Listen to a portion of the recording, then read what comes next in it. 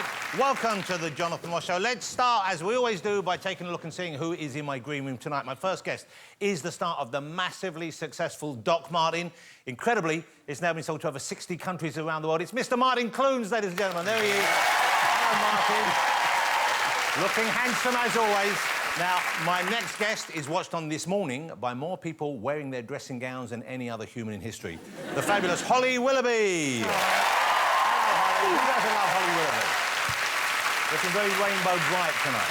It is, isn't it? Subtle. Up next is an author and an artist who has an incredible story to tell, and I think you're going to enjoy meeting this young man as much as I did. His name is Mr. Henry Fraser. There he is. Hello, Henry. Glad to have you on the show. Thank you for joining us. Also in my green room, someone who, despite winning the X Factor, has still gone on to top the singles charts. He's won awards and seen his last album go double platinum. It's James Arthur! James Arthur. Finally, her album hit #1 on iTunes in over 50 countries worldwide. She'll be chatting and performing. Earlier on, she did this song in Soundcheck. It was amazing. You're going to love it. The fabulous Demi Lovato!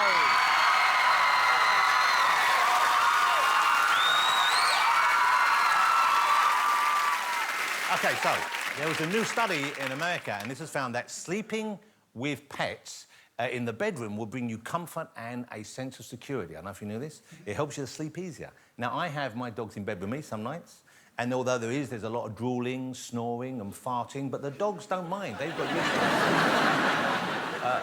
But dogs are apparently great sleep buddies because they will sleep anywhere and in any space. You don't believe me? Take a look at this example. Here's a dog that can sleep in 2 places at the same time. What's more comfortable? Your head says chair and your arse says couch. Just do them both. How about this one? Here's another one. Look at this. OK.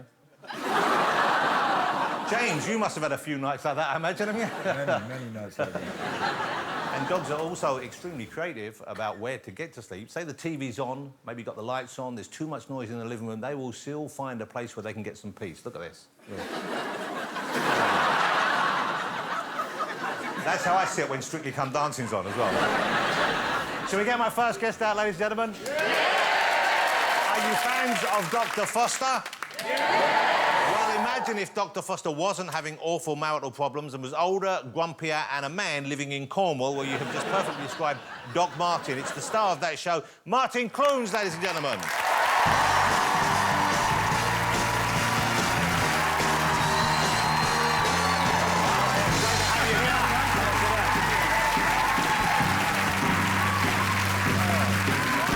Fabulous to have you back on the show. So Doc Martin is back Wednesdays 9 p.m. Yes. And Sigourney Weaver is back in Doc Martin. Oh, Now, she came on the first time. I thought, this is amazing. This is kind of like an extended cameo. Did you think she would come back for more? That she wanted to be in another series? Well, she sort of said... I mean, you know, it was on your show that I first met her, and she said she wanted to be in it. And my wife was there, who produces the show, and she said, fine, you can be in it. So we were a little tiny part, hardly expecting her to be able to do it. And then... You know, she said she wanted to come back, so we wrote a much bigger part and slightly worried. But she shoehorned it in, and I think she loved it because, straight from us, she went to do about 3 Avatar films back to back, which is quite a heavy schedule. I imagine also a very different experience. They don't even use cameras. They wear suits and they get trapped. They go in a special room and all their moons. Yeah. So to come and do a bit of acting with her best friend Selena Cadell, or old friend. Yeah. And they were like 2 kids, and Selena plays Mrs. Tishel, the chemist. In the neck brace, and she's hysterical anyway. So she had loads of stuff with Sigourney. They were fighting. Now, she has a crush on you. Well, it seemed like Sigourney might have a thing for you, but the lady in the neck brace, she has a thing for you in the show. She's massively in love with me, and yes, and I think Sigourney got a little bit of a crush too. Yes. Let's have a look. This is a clip from episode 8, and you can see some of this. It's not really a love triangle so much. How would one describe it? Let's call it a love triangle. OK. Yeah. It's sort of a very, very low-key love triangle taking place as is. Have a look at this. Dr. Ellingham. Beth Trawick. The Tanaprost prescription. Yes, the American. Yeah. I came by to see you earlier, but your receptionist wouldn't let me in. I'm afraid Dr. Ellingham isn't practicing at the moment. So people keep telling me. I hope it's nothing serious. Listen, if they don't appreciate you over here, you should come across the pond. Someone like you would make a killing in the States. I'm fine where I am, thank you. You know, I may drop by later because I have a little medical mystery. Sorry, I'm not sure you understand. He is not practicing today under any circumstances. I understand. I'll see you later. Doc Martin. The show is huge, though, isn't it? I mean, I don't know, did I get that right, the number of countries that have bought it? Yeah, loads of countries have bought it, yeah. Is it called Doc Martin in all those other countries as well? Yes, ours is, but then then there's some countries make their own version. Doc Mateo in Spain. And Dr. Martin in Germany. So basically, it's always more or less the same, just in a silly accent. Pretty much, yeah, like normal words. OK, now, you live on a farm. I do. How long have you been on the farm for? 10 years now. Wow, and you get right in there with the animals? You're looking after the animals? Yes. Very hands-on and hands up during lambing. Wow. So you have to get involved in that. Are you going out... Because that involves just sort of tugging them out, doesn't it, really? Yeah, if they struggle, yeah. You generally only intervene if they are struggling. Wow. But, yeah. You say you prefer cows. Is there really that much of a difference between massive. a cow? Yeah, What's the difference? They're a lot more self-sufficient once you get the hang of them. We started off with only 5. We've got about 50 now. And when they were just 5, then, because they're a herd animal, if the smaller the number, the less happy they are. But we didn't know that. So they like being a big gang? Oh, yeah. Oh, Delphinium. She's my favourite. So why have you bonded with her as opposed to the others? Because she's such a delightful shape. You can't really see the scales. She's as high as this table. She's a small cow, then? They're all tiny. They're dexters. They're all about that height. She's not... we took a couple of bulls to an auction a couple of weeks ago, and I realised that Delphinium's shape is not what they're looking for, but I find it very pleasing. She's sort of fat and sweet, and she's got coffee table legs, and she's given us some nice calves, actually. Is that what you were looking for in a partner as well, or was just cows? Just cattle. Just cattle. OK, do you miss working with Neil Morrissey? Because I know you got together again recently, and Remember Behaving Badly was such a huge show, and it was such a big part of TV culture in this for a long while. How often do you see him? Not often enough. He's so busy. He's doing dramas left, right and centre. He came over we have a fair, and he came over to judge the Dog Most Like Neil Morrissey competition for us. And so you dragged him in to judge a competition to find a dog that looked like him? Yeah, look, there he is, yes. And how close are there a lot of dogs that look like Neil Morrissey? I can't actually... It was so pissing with rain by the time we got to that. I can't remember which dog it was. One, we were just trying to get on with it. But he doesn't mind. He was quite happy to be part of it. He was brilliant. Well, there was a beer tent there, so he was... you know, it made me think about, dogs that like people. We thought we'd we'd test your skills here because you're involved in that. Let's see if you can see which people these dogs are meant to look like. So let's go to the first one here. You can play along at home. Who do you think that is? You'll see the similarity in a minute. What was it? What was his name in... Well, I can't give you a big Blade clue. Runner. You think Rutger Hauer? Rutger Hauer. No. Rutger Hound. You don't have to turn it into a pun. We're not asking you. Sorry. Okay. I mean, I appreciate the extra effort. No, look, it's John Travolta. Look at this. Look. Oh, yes! There we go. Look at that. Yes, That was so obvious. How did you not see that? OK, let's go to the next one. What does that look like? I don't know. I'm trying to... Who? Slim Shady? What? Slim Shady? You think it looks like Eminem? Oh, Vladimir Putin! Yes! Yes!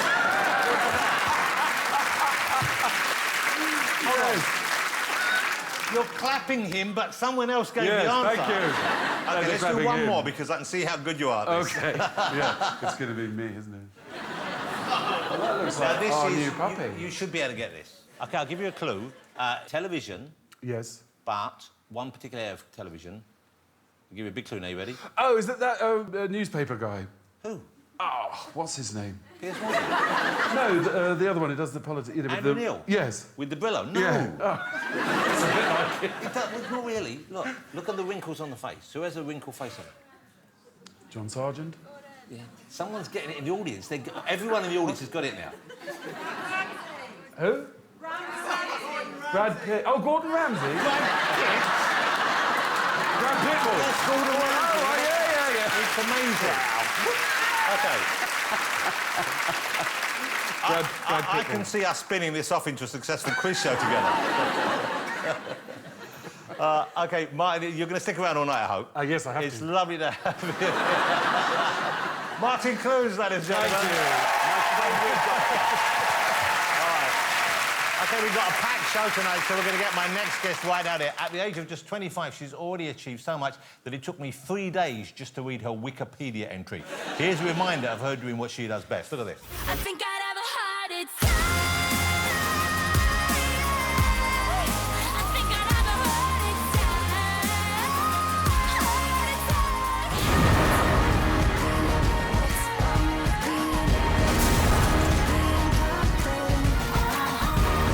Baby, I'm sorry. I'm not sorry. Baby, I'm sorry. I'm not sorry. Feeling inspired 'cause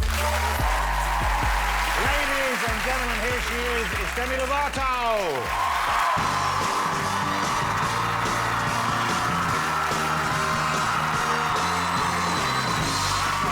That's a proper showbiz entrance right there. You can make it. Hey, Demi, thanks for coming on the show. Thank you for having Oh, me. that's you've got a lot of fans here in the UK. Now you're singing the song you sing at the end of the show is "Sorry Not Sorry." Yes. That's a new single. We just heard a little bit of that there, and the video there looked like a lot of fun. And that was set at a party. You got Jamie Foxx there. Yeah, Jamie was there, Paris Hilton was there, and Wiz Khalifa was there. Wow! And this was an actual party, or this was set up for the shoot? No, this was set up for the shoot. It was inspired by a real party that I had. Now, who was at the real party that inspired this then? Because I'm assuming you know a lot of these famous folk. Yeah, so Wiz was there, French Montana, Ty Dolla $ign, and Snoop Dogg. I've met Snoop Dogg. I'm a big fan of Snoop Dogg. Yeah, he's great. There's normally a very telltale aroma that follows Snoop Dogg around. There's a cloud, yes. So actually, he was at the party, and I don't allow people to smoke inside, but he was the one that came in smoking, and I was like, I can't tell him no, because it's Snoop Dogg. Snoop Dogg. So the next day, my nutritionist chef came in, and he was like, it smells like Snoop Dogg was here. I was like, no, he literally was. He's like trademarked that smell. I had to air out my house, like Wow. open up all the windows for a day. Now, here's the thing that's remarkable about you is you're 25 years old. Yes. But already, I think it would be fair to say, you're kind of a showbiz veteran. I've been at it for a while. Yeah, when did you start? How old were you when you started in the business? I was about 7 years old. Wow. Yeah. And was that was in Barney or just other TV shows? That was in Barney. So Barney, now we know Barney the dinosaur. We know Barney. He doesn't normally get a scream, but that was very generous of you. Were you a Barney fan before you were in the show? Yeah, I was a Barney fan growing up. I think a lot of kids were. Well, my kids are about... my eldest child is the same age as you, and they were big Barney fans. We used to take them to see the Barney show. There used to be a Barney show at Universal Studios. You ever go to that? No, I haven't. It was weird. It was weird. It was weird because it is weird. Barney is weird. Barney's weird, but he was really cute. The guy in the suit was hot, and I had a crush on him. really? Yes, because the suit is like 100 pounds, so you have to be like ripped to So he carry was it fit? around. So he was fit. So he was and he had kind a of like good me, face. kind of muscular. Yeah, and then just like you. Yeah. He was a dreamboat. So you had a crush on the actual guy inside the Barney suit? Yes. Wow. I wonder where he is now. Do you know where he is now? No, I don't know where he is. We could find out for you. Just for you, I'm okay. we have a surprise. We're going to bring him in now. I just got nervous. Yeah, I wouldn't do it. No. And so you're already working at 7 and 8, and then you stay in the business, you have huge successes after that. And of course, I don't know whether, I mean, it seems to be almost like this is common when people in showbiz early. There's a period where you kind of lost it a bit. You spun out of control, didn't you? Yeah, I went through some tough times and went to treatment for some struggles that I had, and now I've come out the other side, and I use my stories to help others and inspire them to get the help they need. Well, I admire that very much in you because you're... Because it would be very easy to pretend it never happened and carry on and be successful, but I know you share that, particularly when it comes to issues with, like, mental health. You talk about that a lot, I know. So how did you get through that? I believe, did family, friends, they staged an intervention, didn't they? Yes, there was a few. More than one? Yeah, more than one. But the final one, everyone was like, we are no longer going to leave, we're leaving. And that was a moment where I thought, okay, I really need to get help and get sober. But one of the main reasons was getting sober so that I could be around my little sister, because my mom and dad were like, we're not gonna let you be around your little sister if you're doing stuff. So I got the help that I needed, and now I co-own a treatment center. Wow. Well, congratulations. And it's a wonderful thing to put your time back into that. He's amazing. So you're close with your family still? You're close with them? Yeah. You get to see your little sister, which is a Yeah, good thing. I do. OK. Let me ask you about your personal life. Okay. Are you single at the moment? I'm dating. You're dating? Yeah. Did he used to wear a big purple dinosaur suit? No. No. I'm just having fun right now. You have dated British men in the past, I believe. I wouldn't say dated. I told you not to talk about this.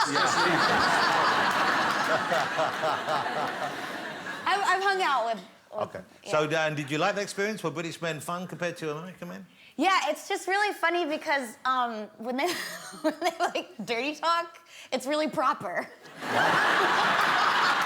You mean like grammatically correct? Yes, grammatically correct and like proper. Okay. Like, would you like me to do this?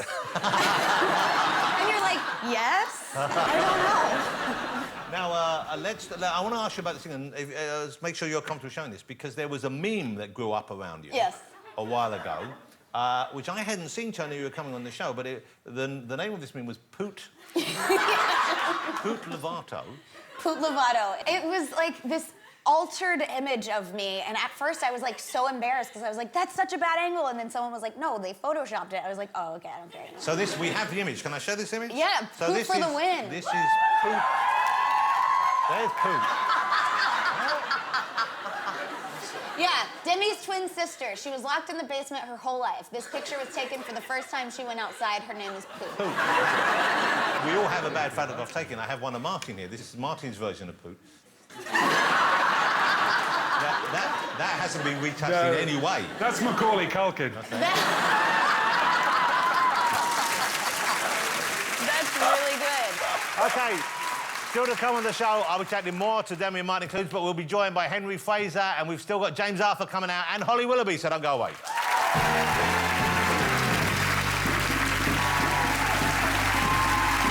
Welcome back to the show. I'm still here with Martin Clunes and Demi Lovato, ladies and gentlemen.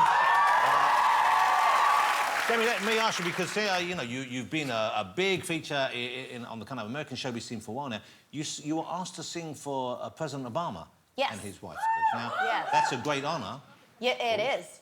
What did you sing? Where did you go there and perform for them? Well, there actually is a funny story. I was going to leave out Cool for the Summer because I thought it wasn't White House appropriate. So that's a bit saucy. It's a bit saucy. What were the lyrics that you were concerned about singing for Michelle and Barack? Got a taste for the cherry, I just need to take a bite. Okay. And, like, take me down into your paradise. So, like, you know, just stuff that you wouldn't want to say in front of the president. And so I left it out of the set list, and when they got a hold of the set list, I guess Michelle Obama had requested Cool for the Summer. Wow. And so I was like, oh my gosh, I'm gonna have to perform this in front of the president. This is so embarrassing, like awkward.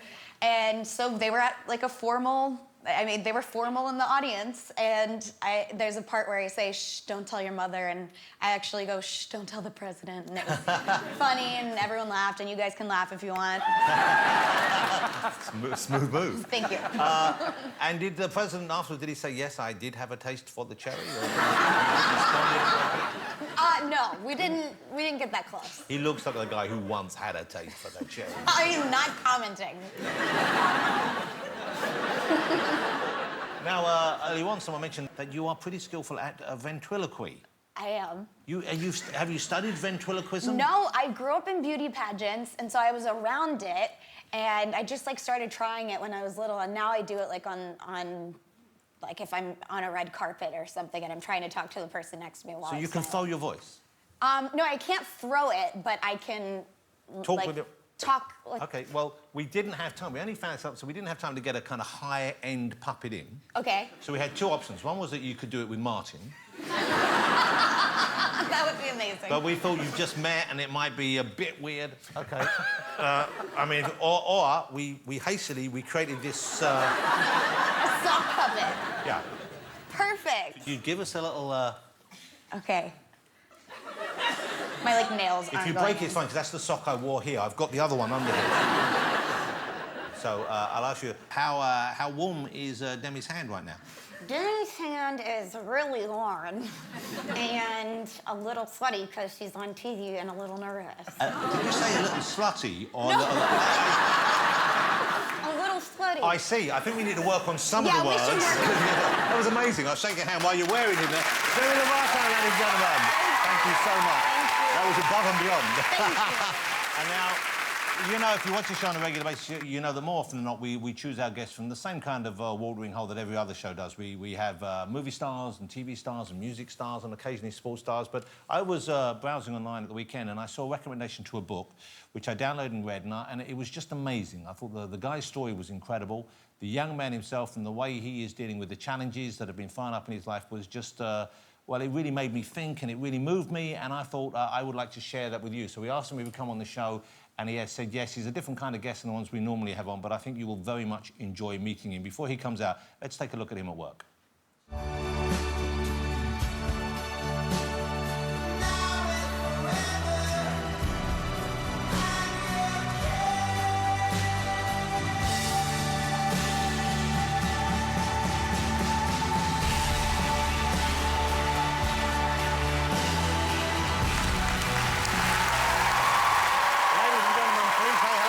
Fraser. Hello, Henry. Great to have you here. Thank you so much for coming on. Thank you very much. Let's establish what's in your book and how you came to take up painting that way. Here is Henry's book. It's down there. It's called The Little Big Things. Let's start with the event that changed your life, and which is the very beginning of this book. You were 17 years old, weren't you? Yeah, so me and my mates just finished our AS exams, so we thought we'd have a holiday abroad. And we flew out to Portugal for a week, and one day we were just mucking about on the beach. Obviously, height of summer, it's boiling hot, so me and a couple of mates decided we'd just run into the sea from the beach and just dive in and cool off. And I ran in, and where we were, the seabed was very undulating. So where I thought I was just going to get deeper and deeper, I've kind of misjudged it and gone headfirst into a sand wall, pretty much. And I kind of blacked out for a few seconds, opened my eyes, expecting to kind of open my eyes, get up, stand up and walk out. I'm back on the beach, join my mates again. But I opened my eyes and just was completely unable to move in the water. I was face down, just floating there, my arms just dangling in front of me, and I was just there, just kind of panicking really, kind of swearing over and over. Managed to turn my head slightly to one side, and one of my mates was standing next to me, and he said, "Oh, is everything okay?" And I managed to get half my mouth out of the water to say no. And then two of the guys just dragged me onto the beach, and from then I was taken to hospital, and where I was given surgeries, and all other kinds of stuff happened, and it was, yeah, so it all begun. So in that moment, did you realise that what happened, the severity of what happened, that it would change your life to that extent? So when it first happened, of course, once in the water, it was terrifying. I knew something bad had happened. It wasn't until I'd been in Portugal for probably a week after my first surgery, where I had to try and... Because the injury dislocated the fourth vertebrae in my neck. So the first surgery, they tried to correct it, and then after that, that was when a nurse came up to me and he said, "You'll never be able to move your arms and legs again." And that was when I was a bit like, whoa, it's a lot to take in. So what was the moment when you found you could accept that? When you found not necessarily comfortable with it, but when you thought, OK, this is it, and this is my life, and now I'm going to do what I can with it? Yeah, so it was when I came back to England. It was the very first day I was put into a wheelchair. And I was taken around and went outside, and I was with physio, my mum, and one of my mum's friends. As we got about to come back into hospital, the front entrance was two giant glass doors. And it was the first time in 2 months I'd seen myself in the reflection, and I was just kind of everything just seemed to stop around that, because I just didn't recognise myself. I'd lost 4 stone by that point. Couldn't breathe to myself. I just saw this razor-thin young man just there. And as soon as I got back to my hospital room, I just broke down. Just started crying and crying over and over. It's kind of, then that was when I was questioning it, kind of why me, why has this happened? Just wanted to be able to hug my mum, and I couldn't even do that. And it was a brutal, horrible day. And it wasn't until that night when I tried to get to sleep that I just couldn't sleep, even with the huge pain and sleep tablets I was on. It was around 3 or 4 in the morning. I was kind of lying there, and just kind of had everything just seemed to stop. And again, it was something I thought to myself, well, there's no point me being sad or angry about what's happened. got no one to blame, I may as well just get on with it. And from that moment, my whole mindset changed. I was able to focus on getting better and focus on things that I could do and try to just push myself as much as I could. I think one of the things that impressed me about the book and really made it stay with me is that most of us, we wake up and we'll have what we think is a bad start to the day. And we'll say, you know, I'm angry about this. And I was thinking that you've kind of managed to steer yourself away from having a bad start to the day. You don't allow yourself to focus on the negative. No, well, I mean, I wake up every day and I think to myself about incredible friends and family I have around me. Kind of incredible life my parents given my brothers and me. I get to wake up and do a job I love every day, do art and public speaking, and I get to challenge myself every day and push myself and move forwards and everything. And when I look at my life in that way, I'm consider myself very lucky, and it's yeah. So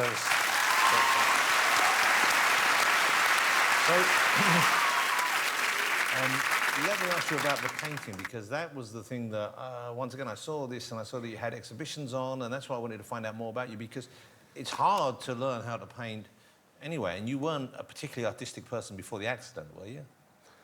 it's when I was young, I used to love art, but as I got older, I really fell out of love with the subject big time. But it was the start of January 2015. I had a sore on my back as a consequence of my injury, and I was getting bored in bed. Just daytime TV was kind of, after a week, was a bit draining. What were you watching? What was the most draining show? did it have Holly Willoughby and Philip Stratton? I mean, it's a bit awkward you asking that now. So I started drawing on my iPad first of all when I was stuck in bed, and I kind of get the iPad on some cushions on my lap, and I touch it by holding a mouse stick with a stylus and touch the screen. And started very basic, and when I got out, I was well enough to get out of bed. I started with pencils, most focusing on portraits of people. Then a few months after that, I started with painting, and it's kind of been a whirlwind 2.5 years. And so it's been an interesting time. It's given me a lot, and without the accident, I wouldn't have rediscovered my love for art again. Do you take commissions? If I was to ask you to do a painting for me, because I'd love to see a picture of Martin with his hand up a cow, and I wonder... Well, I do have a waiting list, but that one I'm sure we can push through. That one goes straight to the top of the list. Now, another thing, when I bought the book, I was surprised because there's an introduction to it. It's by J.K. Rowling, who you had met, and she has come to your defence in the past, I believe. Tell me about your connection with J.K. The time she came to step in on my defence on Twitter was, I got an email from someone a couple of years ago now. This random woman emailed me to say I should have died that day in the water when the accident happened. She said I was stupid for what I did and this and the other. And of course I read it. First of all I was a bit shocked, but then I sent her a lovely reply back, very calm. And I put it on. No, but Aldi, people think you're being sarcastic, but you did send a nice response back, didn't you? I think we have the exchange, don't we? Do we have that? Can we put that up there?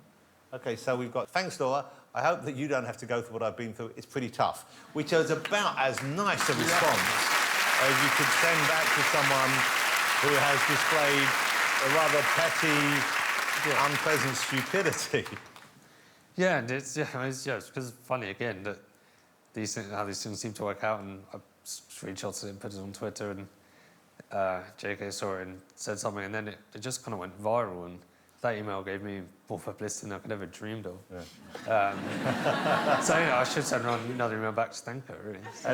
Yeah, I'm sure she'll love that. Yeah. You're going to stick around, but it's been lovely to meet you, and I so enjoyed the book, and it was so, it kind of, without wanting to sound too cliched, it puts a lot of the things that we all go through on a daily basis right in a very different perspective. And everyone goes through stuff, but you really have been through stuff.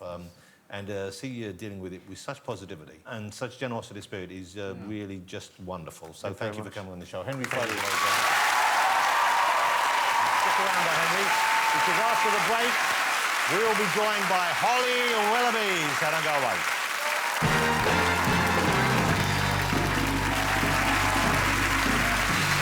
Welcome back to the show, and Demi's just headed off. She's going to warm up her vocal cords so she can deliver a stunning live vocal at the end of the show. But let me bring out my next guest. It is, of course, the fabulous Holly Willoughby.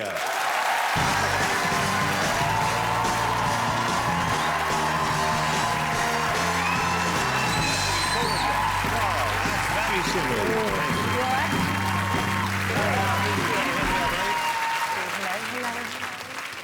Hi. It's lovely to see you out in the evening without Philip. I think this is the first time I've done this without Philip or Keith Lemon. I've been allowed out to play on my own. Who's the most irritating to spend time with, Keith Lemon or Philip? Oh, no, Phil's cool. Keith's really annoying. Yeah. But you could have guessed that, right? Yeah. Surely. But you and Philip, the thing I think people love about seeing you and Philip together is there's a genuine friendship, there's a genuine warmth in that I relationship. love that man. Did you know him before you started doing the We show? met probably on Dancing on Ice, actually, rinkside, would you believe? But I'd obviously watched him on the telly lots. I mean, he was in the broom cupboard. Like, he was my children's TV presenter that I used to watch. So I was a bit scared when I first met him, but that kind of changed very quickly when I realised he was basically me in the male form. But you, I've never seen him in that light, but I'm looking at You've never seen him in that dress. you know, once again, one of the things we love about the show is see when you guys lose it. When you corpse, as they call it, you start laughing there. Is that always for real, or is that ever just, it just Honestly, happens that often? Because we're on telly for so long, so many days, it's a bit like laughing in church. Like, everything's just funnier. Yeah. And also, he's like Muttley. So he like he's got that wheezy laugh. So the moment I hear him just go like this next to me, that is it. And also he does stuff to stitch me up. Like, I'll say a word and you'll see him turn to look at me and I know he's looking at me and I'm like, I'm not going to go there, I'm not going to do it. So what, and because you've said a word incorrectly or because you just said a word... you know, I sometimes pause mid-word in a really unfortunate place, and that happened when I said shiitake mushroom once, which that was kind of forgivable. I said it in country casuals as well. That was slightly less forgivable. Yeah, I'm not going to say it now. I introduced the Bollywood actor, amazing, Anil Kapoor as Anil Kapoor. That was a favourite. See, that's a movie I would watch. But then when that happens and then you start laughing, then, of course, he starts laughing. And then it's all game over. I was on last week. The pair of them were in tears laughing because there was a vagina story, wasn't there? Oh, well, we had very many A woman had a vagina stories. nunny tuck live on telly. She did. She had it was a designer vagina in your lunch break. So and we demonstrated... That can't be very filling. I know. She was quite happy. She was very fulfilled. Actually, it was quite incredible. So I went into the green room with her. Well, you had and a look, didn't you? I did have a look. She showed me. Yes. She did show me, and she was like, "Oh, do you want to see it?" And I went, "Well, I probably have to be a little bit professional. This is in the ad break when I went, I probably have to be a bit professional. I'm not going to have a good old look." And she just went, "Oh, I'll show you." And she got her phone, went like that, and went, "There you go, there it is." And you think that that would be the toughest bit? Like, it can't get any tougher than someone showing you their vagina on national TV. But the worst bit for me was that, and I don't even think I told you this, her name was Annie. So in my head, the whole time, I just kept thinking, "Annie, how's your fanny? How's your fanny, Annie?" It's Annie with a fanny. Are you happy with your fanny, Annie? And it was awful. It was Henry, awful. you're going to have to start watching again. I know you gave up on it. I know, try us again. We're fun now. We're fun. One more go. One more go. Yeah. But you do seem to specialise... You cover every kind of issue on that show. Yeah, you we do do. it brilliantly.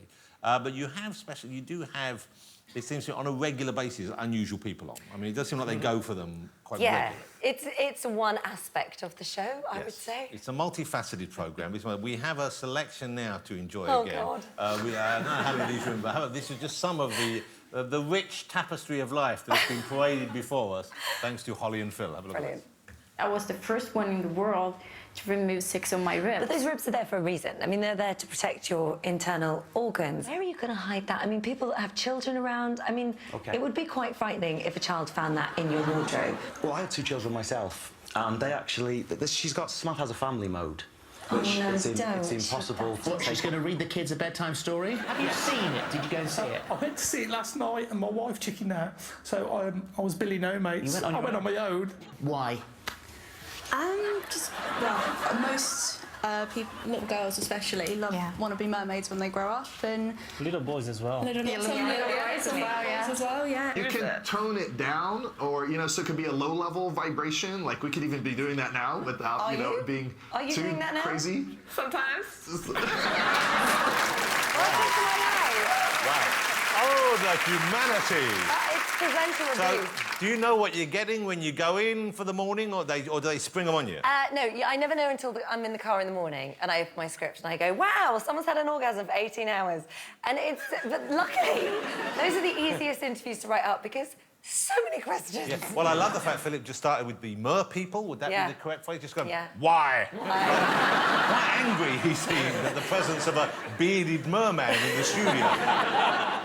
Now, how many children do you have? Three, Holly? currently. Children. How old's your youngest?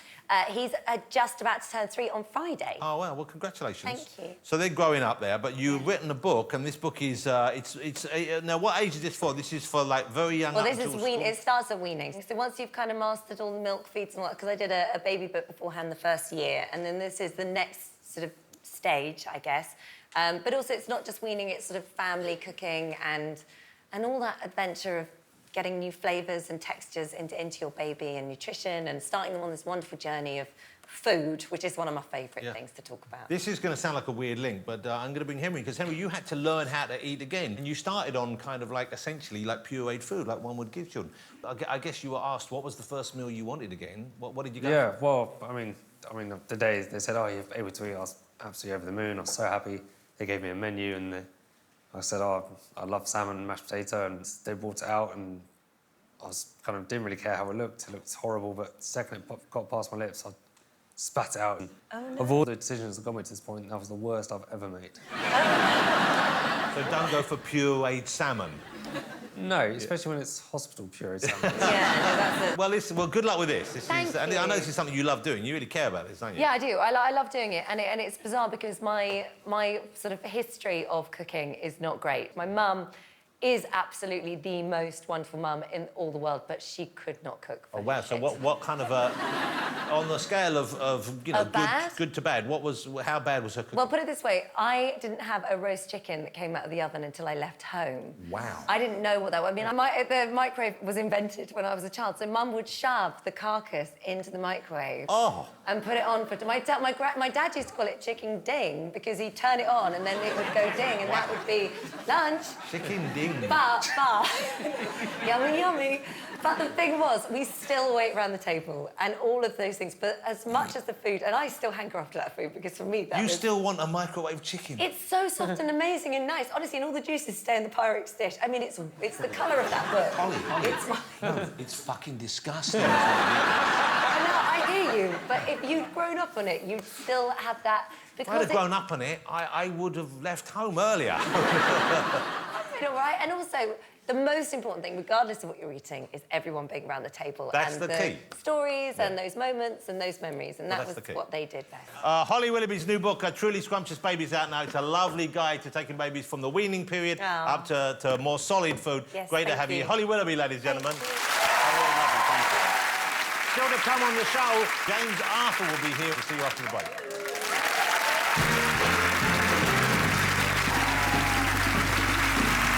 Welcome back to the show. Let's get my next guest right out here. It's only 4 years since he won the X Factor, but he's already been to the very top, come back down again, and completed a successful comeback. Here he is, the one for Mr. James Arthur, ladies and gentlemen. Come on out, James.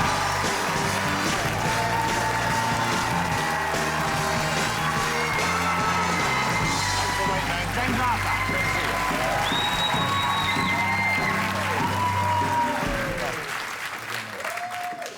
James, you and Henry have got a similar kind of hair thing going on right there. Look at that. He's outshining me. It's like you got a memo. And now, last time you were on the show was October, I think, 2013. And you'd won the X Factor, you'd gone and recorded, you had your music coming out, and you performed You're Nobody Till Somebody Loves You. It was like you were, I would have thought, right on the very top of the world there. But inside, you weren't quite as happy. Things weren't the way you wanted them to be, weren't they? No, I think things just happened too quickly for me, I think. Perhaps I wasn't prepared psychologically for that level of attention. Like, I went from living in a little bedsit and not having many expectations to, you know, a lot of judgment overnight. But it was a blessing and a curse, I think.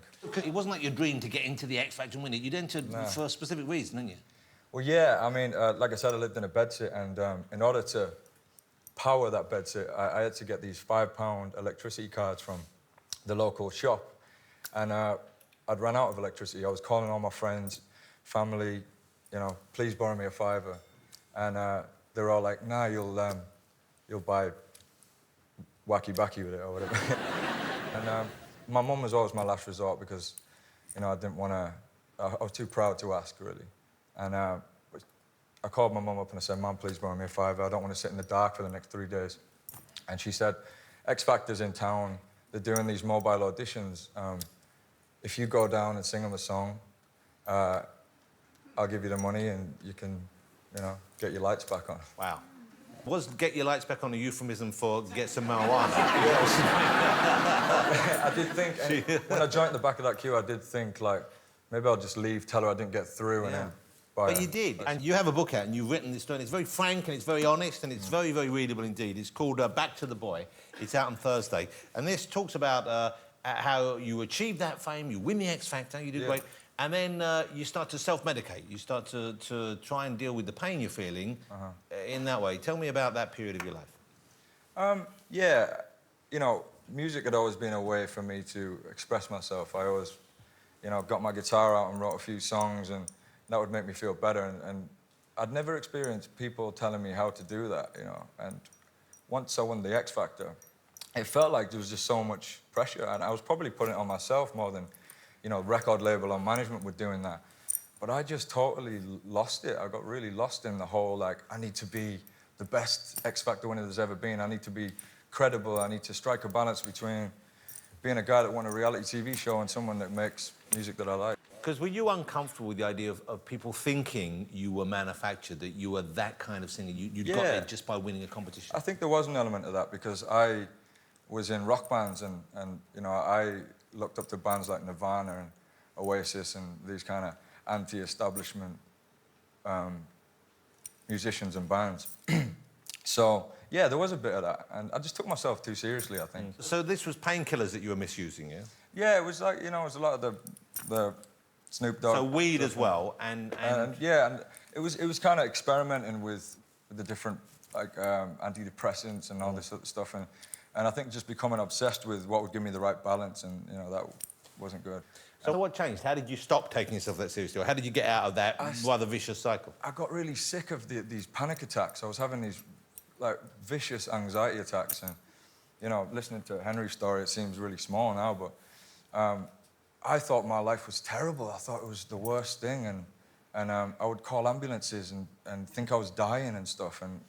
And it was like, it felt very real. The fear felt very real. But, you know, I mean, it's easy for us to judge that, but, I mean, I know some people who've had panic attacks, and it's a terrible thing to go through, isn't it? Yeah, it's a really terrible thing. You truly do feel like you're going to die, and it probably sounds ridiculous to some people, but, yeah, I got really sick of that. I wanted to start living again, so I just started doing simple things like playing football again. You know, I found a local game of football. I went down there and you know, I think you've got to focus on something. You've got to really focus on something, and that's what gets you out of it, is being in the moment. And however you can do that, however you can achieve living in the now, that, you know, that helps. It certainly helped my mental health issues. So now you are pretty happy. Now you feel pretty happy? I know my natural, like, resting face is miserable all the time. But I'm super happy, yeah, because, you know, I'm fulfilling my purpose, and I'm really passionate about this mental health thing, you know. I like talking about it, and I like that there's a movement happening now. And I want to be another voice, and that's why I did this book, you know, so. It's a really good read, and it really hits all the marks there. So the album, it's been huge, though. The new album, it's gone platinum. Say You Won't Let Go has been a huge hit, and you didn't want that to be a single at first, did you? Yeah, it shows how much I really know about A&Ring. But, you know, everybody heard it and went mad for it, and the rest is history, yeah. No looking back. Yeah. But you're back with Simon Cowell. Now, this is a weird thing, because you kind of... So you were with him, obviously, post-X Factor, then you split. Yeah. Or he dropped you. What happened then? Yeah, he dropped me, yeah. Because of the scandal, because of you getting in, shooting your mouth off. Exactly. That's what it was, So how do you then get back together with him? Did you go and apologise, or...? I did apologise to Simon, yeah, because I was lucky enough to be given a platform, and it's done amazing things for me, and then I went and sort of, you know, handled that irresponsibly, and And, you know, I felt like I owe a lot to... I feel like I owe a lot to the show, and I apologise for being a tosser. I don't know Simon that well, but I imagine he loves it when people Oh, apologise. yeah, I think he did. But he's much more... he's much more down-to-earth than I imagined he'd be. You know, that's why I've got a lot of respect for him. Yeah, you know, I think most of us have respect for him, even though we think he's, let's face it, strange. Wonderful strange. James, it's great to have you back. I was so pleased because I saw you going through that and I thought, oh, you know, I could see that here was someone who was perhaps struggling with things and speaking a little out of turn, a bit unwisely. But you made a chance for yourself to come back and you've taken it, and it's great to see you because you are a very talented young man. I hope you can relax and enjoy that and keep sharing it with us. James Arthur, ladies and gentlemen. Good to have you back, man. Good stuff. OK. Well, will you join me in saying thank you to all my guests tonight? Of course, the fabulous Martin Clunes, the wonderful Holly Willoughby, Henry Fraser, you'll be seeing more of him and his work, I'm sure, and, of course, James Arthur. Join me next week on the show. My guests will be Kit Harington, Liv Tyler, we've got Mary J. Blige, Sue Perkins, Rob Beckett and Dua Lipa will be performing live. But now, we're Sorry Not Sorry, the one and only Demi Lovato.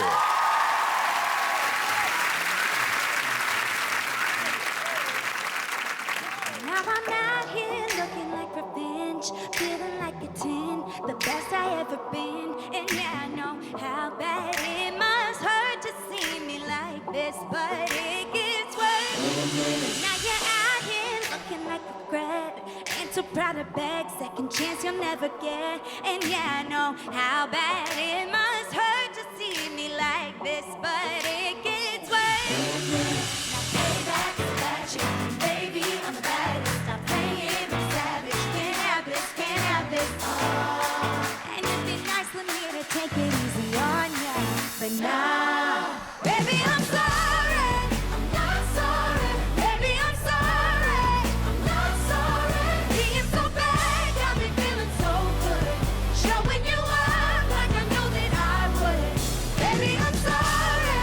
I'm not sorry. Baby, I'm sorry. I'm not sorry. Feeling inspired 'cause the tables have turned. Yeah, I'm a fire and I know that it hurts. Baby, fineness is the way to kill. Tell me how I feel, but it's such a bitter pill. And yeah, I know you thought you had bigger, better things, but right now this stings. 'Cause the grass is greener under me. Brightest technicolor, I can tell that you can see.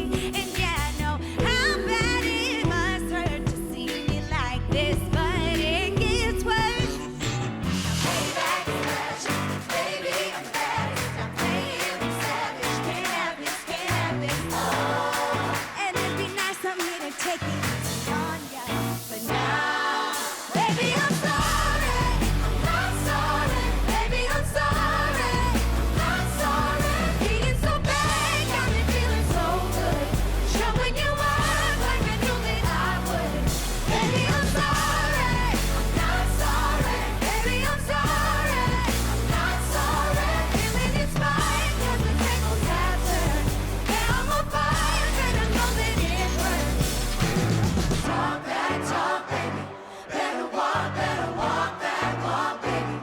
If you talk that talk, baby. Better walk that walk, baby. Oh, yeah. Talk that talk, baby. Better walk that walk, baby.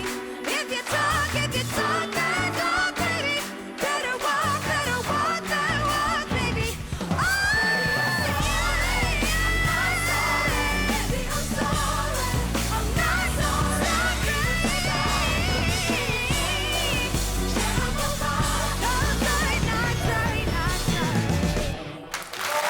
The fabulous Demi Lovato.